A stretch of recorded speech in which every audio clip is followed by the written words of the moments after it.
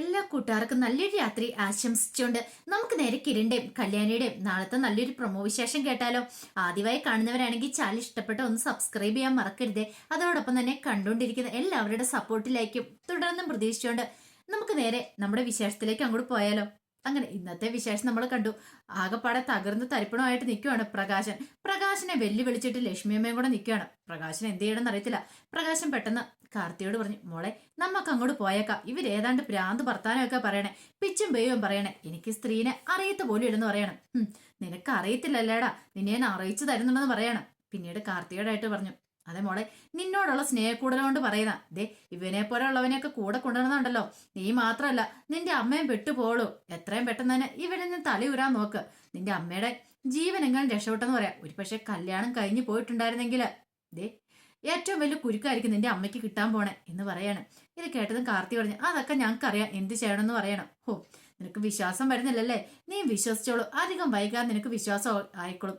എന്താണെങ്കിലും നിന്റെ അമ്മേനെ ഞാനൊന്ന് കാണാൻ തന്നെ തീരുമാനിച്ചെന്ന് പറയണം. ഇത് കേട്ടതും പ്രകാശിൽ ഒരു ഞെട്ടലുണ്ടായി. പ്രകാശം പെട്ടെന്ന് കാർത്തിയോട് പറഞ്ഞു, മോള് വരാനും പറഞ്ഞുകൊണ്ട് അങ്ങോട്ട് കൂട്ടിക്കൊണ്ട് പോവാണ്. കാർത്തിക പുറകോട്ട് തിരിഞ്ഞ് ലക്ഷ്മിയെ നോക്കിയൊന്ന് കണ്ണിറുക്കി കാണിക്കുകയാണ്. ലക്ഷ്മിക്കാണ് എന്തെന്നില്ലാത്ത സന്തോഷമായിരുന്നു. പ്രകാശനെ കൺമുന്നിൽ ഇട്ടൊന്ന് വെല്ലുവിളിച്ച് കഴിഞ്ഞപ്പോഴത്തേനും പിന്നീട് കാറ് കഴിഞ്ഞപ്പോഴത്തേനും കാറിൽ അങ്ങ് വീട്ടിലേക്ക് പോണ സമയത്ത് പ്രകാശം പറഞ്ഞു, എന്നാലും മോളെ ഇതൊരിക്കലും പ്രതീക്ഷിച്ചില്ല. ഇതെല്ലാം കിരണിന്റെ കല്യാണിന്റെയും വേലയാന്ന് പറയണം. എനിക്കത് അപ്പോഴേ സംശയം തോന്നിയതാ. ഈ സ്ത്രീ ആരാന്ന് പോലും എനിക്കറിയത്തില്ല. ആ സ്ത്രീനെ ഇങ്ങോട്ട് ഇറക്കിയിരിക്കുക എന്തിനാന്നറിയാവോ? കല്യാണം മനഃപൂർവ്വം മുടക്കാനായിട്ട്.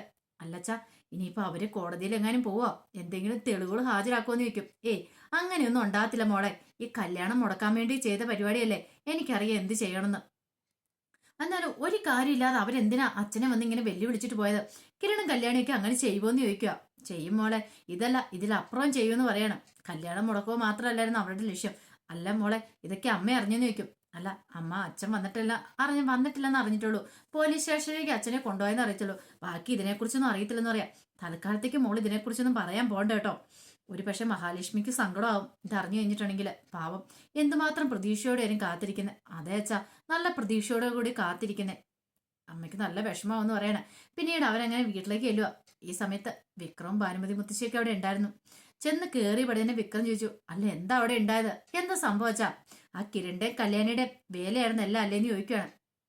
ഇത് കേട്ട് കഴിഞ്ഞപ്പോഴത്തേനും കാർത്തി പറഞ്ഞു, അതെ, അവിടെ ഒരു സ്ത്രീ വന്നിട്ടുണ്ടായിരുന്നു.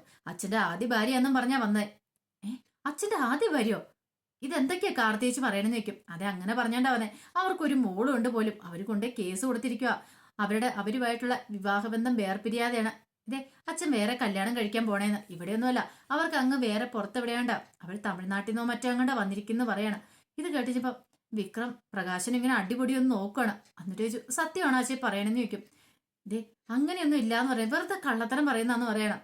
പിന്നീട് കാർത്തി പറഞ്ഞു, അതെ, മിക്കവാറും ആ കിരണിന്റെ കല്യാണിന്റെ വേലയായിരിക്കും എന്ന് പറയാം. അത് ശരിയാ, മിക്കവാറും അതിനുള്ള ചാൻസ് ഉണ്ടെന്ന് പറയണം. കാർത്തി പറഞ്ഞു, അത് എന്തൊക്കെ പ്രതീക്ഷയോട് കൂടിയിട്ടാ എന്റെ അമ്മ വന്നെന്നറിയോ?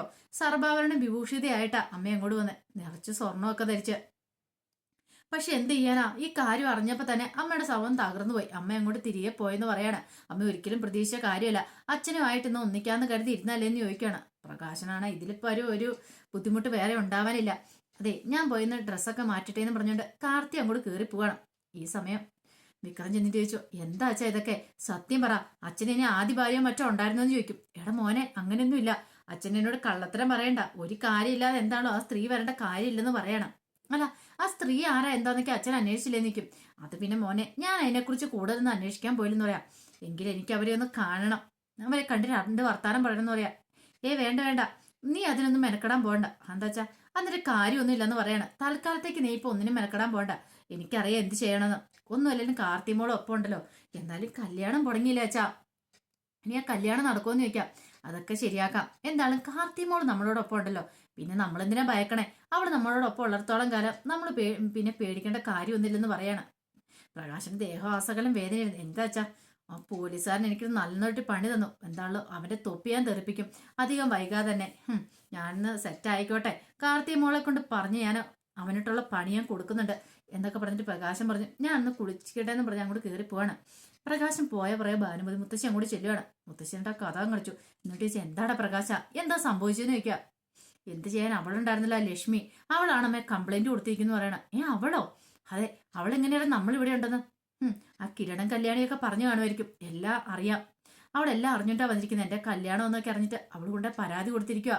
അവളുമായിട്ടുള്ള ഡിവോഴ്സ് കഴിഞ്ഞിട്ടില്ല, അല്ലാതെ ഞാൻ വേറെ വിവാഹം കഴിക്കാൻ പോയെന്ന്.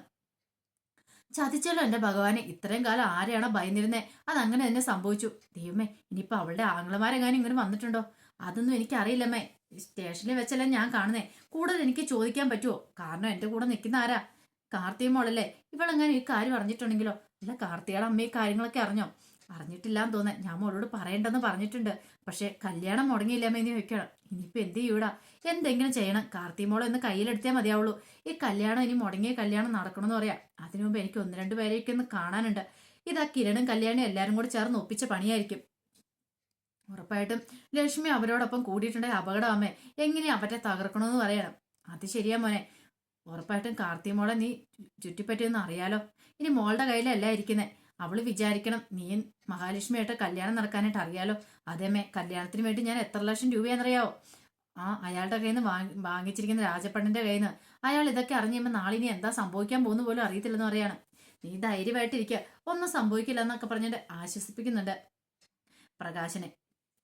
ഈ സമയം കല്യാണിയും കിരണും കൂടെ ലക്ഷ്മിയമ്മനെ കാണാനായിട്ടും കൂടി ചെല്ലുവാണ്. ലക്ഷ്മിയമ്മ ചോദിച്ചു, എങ്ങനെ ഉണ്ടായിരുന്നു എന്റെ പണി? ഉഗ്രനായിരുന്നു ലക്ഷ്മിയമ്മ. എന്തായാലും ഇത്രയ്ക്കൊരു കാര്യം ഞങ്ങൾ പ്രതീക്ഷിച്ചില്ല. ആ പോലീസുകാരുടെ വരവ് കൃത്യം ആ സമയത്ത് തന്നെയായിരുന്നു. പറയും ആ പ്രകാശനെ കൊണ്ടുപോയതുണ്ടല്ലോ, സമ്മതിച്ചു തന്നിരിക്കുന്നു. ഞങ്ങൾ പോലും പ്രതീക്ഷിച്ചില്ല എന്ന് പറയണം. അടി തുടങ്ങിയിട്ടല്ലേ ഉള്ളൂ, ബാക്കി അടി കിട്ടാനുള്ളത് അവന് ഞാനാരെന്നാ ശരിക്കും അറിയത്തില്ല, അറിഞ്ഞു വരുന്നുള്ളെന്ന് പറയണം. അപ്പൊ ഇനി എന്താ ലക്ഷ്മിയമ്മയുടെ പ്ലാൻ? ഇനിയുണ്ട്. അവൻ കല്യാണം കഴിക്കാനായിട്ട് മുട്ടി നിൽക്കുമല്ലേ, അവനെ കൊണ്ട് ഉറപ്പായിട്ട് ഞാൻ കല്യാണം കഴിപ്പിച്ചേ ഞാൻ അടങ്ങത്തുള്ളൂ എന്ന് പറയണേ. ഇന്ന് അവന്റെ ആദ്യരാത്രിയല്ലേ? ഇന്ന് അവന്റെ ആദ്യരാത്രി അല്ല നടക്കാൻ പോകുന്നത്, ഇന്ന് അവന്റെ അവസാനത്തെ രാത്രിയാന്ന് പറയണം. അവന് വലിയ ആളും കളിച്ച് വീണ്ടും വരും. കാർത്തിക മോളെ കൊണ്ട് എല്ലാം സെറ്റാക്കി വെച്ചിട്ടുണ്ട്. മോൾ അതിന്റെ എല്ലാം കണക്കിന് കൊടുത്തോളൂ എന്ന് പറയണം. അങ്ങനെ അവരവിടെ ആഘോഷിക്കുകയാണ്. ഈ സമയത്ത് പ്രകാശം കുളിയെ കഴിഞ്ഞ് പുറത്തേക്ക് പോകാൻ റെഡിയായിട്ട് വന്നു കഴിഞ്ഞപ്പോഴത്തേനും ഭാനുമതി മുത്തശ്ശി, നീ എങ്ങോട്ടാണ് പ്രകാശം പോണേ? അമ്മേ, എനിക്ക് ഒന്ന് രണ്ട് പേരെ കാണാനുണ്ടെന്ന് പറയാണ്. അങ്ങനെ പ്രകാശൻ അവിടെ നിന്ന് ഇറങ്ങുക. പോകുന്ന വഴിക്ക് വെച്ച് രാജപ്പണ്ണനെ കാണുവാണ്. രാജപ്പണ്ണൻ പെട്ടെന്ന് പ്രകാശനെ കണ്ടപ്പോൾ അങ്ങോട്ട് വരികയാണ്. എടാ പ്രകാശ, ഇങ്ങോട്ടൊന്ന് ഇറങ്ങിയെന്ന് പറയാണ്. ഇറങ്ങി, എന്താ കാര്യം? എടാ പ്രകാശ, എന്തൊക്കെയാ കേൾക്കണേ? 10-12 ലക്ഷം രൂപയാണ് നിന്നെ വിശ്വസിച്ച് തന്നിരിക്കുന്ന അറിയാലോ. കൃത്യമായിട്ട് ആ പൈസയും പലിശ എനിക്ക് കിട്ടണമെന്ന് പറയാം. എൻ്റെ അണ്ണ എന്താ ഇങ്ങനെയൊക്കെ പറയണ നിൽക്കും. എടാ, നിന്റെ കല്യാണം മുടങ്ങിപ്പോയില്ലേ? അത് മാത്രല്ല, നിനക്ക് വേറെ ഭാര്യ ഉണ്ടെന്ന് എന്തൊക്കെയാണ് ഈ കേൾക്കണേന്ന് ചോദിക്കാം. ഇതൊക്കെ എന്താണ് മറച്ചു വെച്ചെന്ന് ചോദിക്കും. എൻ്റെ അണ്ണ അതൊക്കെ വെറുതെ പറയുന്ന. ഇതാ കിരണ്ടൻ കല്യാണിന്റെ വേലയാന്നേ, കല്യാണം മുടക്കാനായിട്ടുള്ളേ. എന്തായാലും ഇവരെന്തൊക്കെ വേല ചെയ്താലും കാർത്തിമോള് വിശ്വസിച്ചിട്ടൊന്നുമില്ല. എന്നാലും മുടങ്ങിപ്പോയ കല്യാണം ഉടനെ നടക്കൂന്ന് പറയണം. എന്നാലും എന്തൊക്കെ പ്രതീക്ഷയായിരുന്നട പ്രകാശ.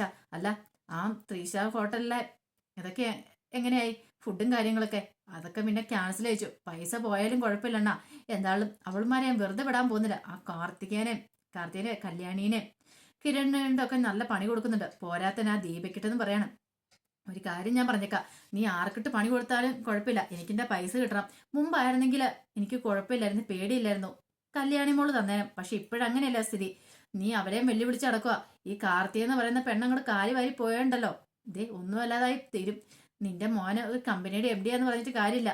നാളെ അവനെ അവിടെ നിന്ന് ഇറക്കി വിട്ടിട്ടുണ്ടെങ്കിലേ എനിക്ക് പൈസ ആര് തരും? എന്റെ പൈസയുടെ കാര്യത്തിൽ ഉടനെ ഒരു തീരുമാനം ഉണ്ടാക്കണം എന്ന് പറയാം. ഇത് കേട്ടതും പ്രകാശം പറഞ്ഞു, രാജപ്പണ്ണ ഇങ്ങനെ കണ്ണിച്ചോര ഇല്ലാതെ പറയല്ലേ, ഉടനെ എന്റെ പൈസയൊക്കെ നമുക്ക് സെറ്റാക്കാം. ഒരു 12 ലക്ഷം രൂപയ്ക്ക് എന്നെ വിശ്വാസമില്ലേ? വിശ്വാസക്കേടല്ലടാ, എനിക്കറിയാല കാര്യങ്ങൾ. മുമ്പ് എനിക്ക് അനുഭവം ഉണ്ടല്ലോ. ഞാൻ എന്റെ കാര്യം നോക്കി കണ്ട് നിൽക്കണ്ടേ? നിനക്കൊരു നല്ല കാലം വന്നല്ലോ എന്ന് ഓർത്തണം നിനക്ക് ഞാൻ പണം തന്നാന്നൊക്കെ പറയണം. ശരിയണ്ണ, ഞാൻ എന്താണെന്ന് തരാം, ഉടനെ തന്നെ തന്നേക്കാം എന്ന് പറഞ്ഞിട്ട് പ്രകാശം കാറി കയറി ഇങ്ങോട്ട് പോവാണ്. ഇവനെ 1 കിട്ടിയാൽ പഠിക്കില്ല, 9 കിട്ടിയാലും ഇവൻ പഠിക്കാനൊന്നും പോകുന്നില്ല. ഇനി ഇവനിട്ട് ബാക്കി കിട്ടാൻ പോകുന്നുള്ളൂ. എന്തൊക്കെ അഹങ്കാരമായിരുന്നു ഇവന്. എന്റെ പൊന്നോ, നാളെ കല്യാണം നടക്കും, അല്ല ഇന്ന് കല്യാണം നടക്കും, പിന്നെ രാജാവിനെ പോലെ ജീവിക്കും. ഇച്ചിരി അല്പനർത്ഥം കിട്ടിയ അൽത്തറാത്തിൽ കുട പിടിക്കുമെന്ന് പറഞ്ഞാലായിരുന്നു അവന്റെ അവസ്ഥ. ഇപ്പൊ ആണ്ട കിടക്കുന്നു, എല്ലാം ദിന്തരികട് തോന്നും പറഞ്ഞ് താഴെ കിടക്കണം. അങ്ങനെയൊക്കെ മനസ്സിൽ പറഞ്ഞിട്ട് രാജപ്പണ്ണൻ അങ്ങ് പോവാണ്. ഈ സമയം പ്രകാശൻ കിരണിന്റെ വീട്ടിലേക്ക് എല്ലുവാണ്. അങ്ങനെ കോളിംഗ് ബെല്ല് അടിച്ചു കഴിഞ്ഞപ്പോഴത്തേനും ബൈജു ആണ് വന്ന് കഥ തുറക്കുന്നത്. പ്രകാശനെ കാണുന്നേ. പെട്ടെന്ന് പ്രകാശനെ ചോദിച്ചു, എന്താ കാര്യം ചോദിക്കുക. അല്ല, ഇവിടെ വേറെ ആരും ഇല്ലേടാന്ന് ചോദിക്കുകയാണ്. ഉണ്ടെങ്കിൽ അവരെ വിളിക്കണം, എനിക്കൊന്ന് കാണണം എന്ന് പറയാണ്. ബൈജു അകത്തേക്ക് എന്നിട്ട് പറഞ്ഞു, അതെ ആ കടുവ വന്നിട്ടുണ്ടെന്ന് പറയണം. പെട്ടെന്ന് പറഞ്ഞു, കടുവയോ? അതെ വന്നിട്ടുണ്ട്, വന്ന് നോക്കാൻ പറയണ. പാറമോള് വന്നു കഴിഞ്ഞപ്പോഴത്തേനും പ്രകാശനോട് നിൽക്കുന്നുണ്ട്. പെട്ടെന്ന് ദീപയും കൂടെ അങ്ങോട്ട് വരികയാണ്. ആഹാ, തമ്പുരാട്ടി അകത്ത് കയറി ഒളിച്ചിരിക്കുവായിരുന്നോ? ഒന്നിനെ ഞാൻ വെറുതെ വിടാൻ പോകുന്നില്ല. എനിക്ക് അപ്പോഴേ സംശയം ഉണ്ടായിരുന്നു നിന്റെ മോളും മരുമോനും കൂടെ അങ്ങോട്ട് വന്നു കഴിഞ്ഞപ്പം ഈ കല്യാണം മുടക്കാനായിട്ട് അവര് കാണിച്ചു കൂട്ടിയതാ ഇതൊക്കെയെന്ന്. പക്ഷെ ഒരു കാര്യം നീ ചെവിയെന്ന് വിളിക്കോ, ഈ കല്യാണം മുടങ്ങിപ്പോയിട്ടൊന്നുമില്ലടി, ഇനിയും കല്യാണം നടക്കും. കാർത്തിയുടെ അമ്മയുടെ എന്റെയും കൂടെ കല്യാണം അറിയാവോ, അത് അധികം വൈകാതെ തന്നെ നടക്കുമെന്ന് പറയണം. ഇത് കേട്ടും ദീ പറഞ്ഞു, നിങ്ങൾ കല്യാണം കഴിക്കുവോ കഴിക്കാതിരിക്കുവോ എന്ത് വേണം ചെയ്തോ, അതൊന്നും എന്നെ ബാധിക്കുന്ന കാര്യമല്ലോ എന്ന് പറയണം. അതേടി, നിന്നെ ബാധിക്കുന്ന കാര്യം ആണോ ഇല്ലേ ഞാൻ കാണിച്ചു തരാം. എല്ലാരും കൂടെ മനഃപൂർവ്വം എനിക്കിട്ട് പാര പെടുന്നല്ലേ, ഒന്നിനെ ഞാൻ വെറുതെ വിടാൻ പോകുന്നില്ലെന്ന് പറയണം. നീയൊക്കെ വിചാരിച്ചെന്താ ഈ കല്യാണം അങ്ങ് മുടക്കി കളയെന്നോ? അതൊക്കെ നിനക്ക് വെറുതെ തോന്നല് മാത്രം കേട്ടോ. കല്യാണം ഒന്നും മുടങ്ങാൻ പോകുന്നില്ല. എന്റെ നിരപരാധത്വേ അവർക്കൊക്കെ ബോധ്യപ്പെട്ടിട്ടുണ്ടെന്ന് പറയാണ്. ഇത് കേട്ട് കഴിഞ്ഞപ്പോഴത്തേനും ബൈജു പറഞ്ഞു, എന്നാലും ആദ്യ വിവാഹം കഴിച്ചിട്ട് മുങ്ങി നടക്കുവായിരുന്നല്ലേന്ന് ചോദിക്കുകയാണ്. ഒന്ന് പോടാ അവിടുന്ന്. പിന്നെ പിന്നെ അതിനകത്തൊരു മോളും ഉണ്ടെന്നാണല്ലോ ഞങ്ങളൊക്കെ അറിഞ്ഞെന്ന് ചോദിക്കുകയാണ്. പ്രകാശൻ ഇതിപ്പോ ഒരു നാണക്കേട് വേറെ ഉണ്ടോ? പ്രകാശൻ പറഞ്ഞു, ആണെങ്കിൽ നിനക്ക് എന്തായാലും കുഴപ്പമുണ്ടോടാ, നീ നിന്റെ കാര്യം നോക്കിയിരിക്കടാ, വെറുതെ അല്ല നിനക്ക് ആക്സിഡന്റ് ഉണ്ടായി നീ ഇങ്ങനെ കിടക്കണേ ഞൊണ്ടിക്കാലം എന്നൊക്കെ പറഞ്ഞിട്ട് ബൈജുവിനെ കളിയാക്കണം. ബൈജു പറഞ്ഞു, അപ്പൊ ഇനി നമുക്ക് ജയിലിൽ വെച്ച് ഇനി വീണ്ടും കാണാല്ലേന്ന് ചോദിക്കണം. ജയിലിൽ വെച്ച് കാണിക്കുന്ന നിന്റെ, ജയിലിൽ വെച്ച് കാണുന്ന നിന്റെ എന്നും പറഞ്ഞിട്ട് പ്രകാശനം അങ്ങോട്ട് നിർത്തുവാണ്. പിന്നീട് ദീപയോട് ഒരു കാര്യം ഞാൻ പറഞ്ഞേക്കാം, ഇനി ഇപ്പൊ കിരണും കല്യാണിയും എനിക്ക് തടസ്സമായിട്ട് എന്റെ കുറേ വന്ന ഒന്നിനെ ഞാൻ വെറുതെ വെച്ചേക്കല്ല, വരുമ്പോ ഒന്ന് പറഞ്ഞു കൊടുത്തേക്കാനും പറഞ്ഞുകൊണ്ട് വലിയ വെല്ലുവിളി നടത്തിയിട്ട് അങ്ങോട്ട് പോവാണ്. അപ്പൊ അതിന്റെ വിശേഷങ്ങളൊക്കെ നാളെ കാണാൻ പോകുന്നത്. ആ വിശേഷങ്ങൾക്കായി നമുക്ക് എല്ലാവർക്കും കാത്തിരിക്കാട്ടോ. ഒരിക്കൽ കൂടി എല്ലാവർക്കും നല്ലൊരു രാത്രി ആശംസിച്ചു നിർത്തുന്നു. നന്ദി.